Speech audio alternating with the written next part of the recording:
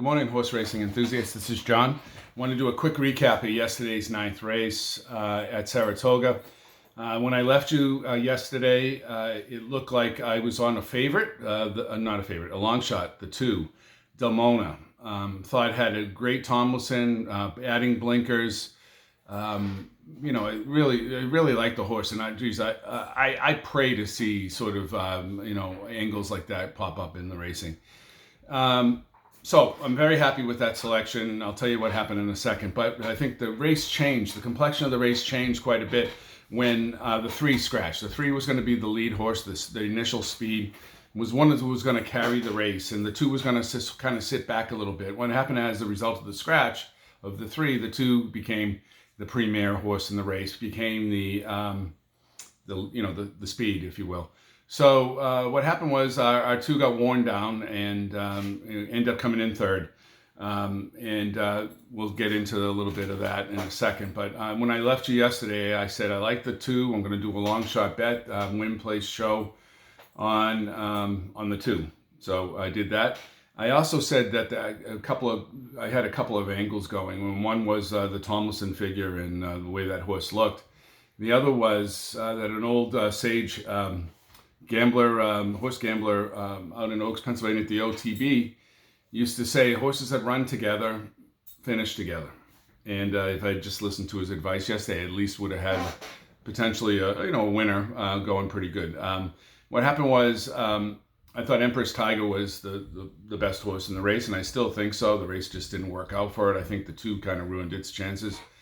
And in fact, the 2 and the 7 kind of went at it. They kind of increased the overall sort of race. They expended a lot of early energy. And the 1 just closed fantastically. So the 1 came up, the 7 was in second, and our 2, Delmona, was in third. I mentioned that because if you look at the last running line in the DRF, you'll find Empress Tiger beat Poppy in the 10 horse, which didn't factor. What my old pal used to say was horses that run together finish together. So basically what he's saying is if they ran together the last race, they're going to run together this race. Yeah, it's good advice. It doesn't always work, but it worked yesterday. At least if you wanted the exact, or at least you wanted the 1. We were only, I would say, half length out of first. Our horse was tired, come down the end. If it finished, it was going to be a big payday because I had a couple of, I had 20 across the board. That ended up paying $56, so we were out $4 on that wager. And then I did a $10, I had a $10 daily double with the 2 on top with the 12 in the next race, the 12 won. And the last time I looked at the numbers on that was looking like it was going to pay somewhere in the neighborhood of $2,000. So that would have been a nice venture. So anyhow, I wanted to give you that advice, give you sort of those results. Make sure we sort of mark that, what happened. Oh, one other quick thing, and this is probably something, I really don't think it's anything actually, but the Tomlinson on the distance for Delmona was 253. 253, that's kind of on the low side for the distance. That means statistical analysis of the pedigrees, this length of race doesn't necessarily match up with the genetics or the pedigree of this horse. The horse has always run in these types of races. Maybe she's better, at 6 furlongs rather than 5.5.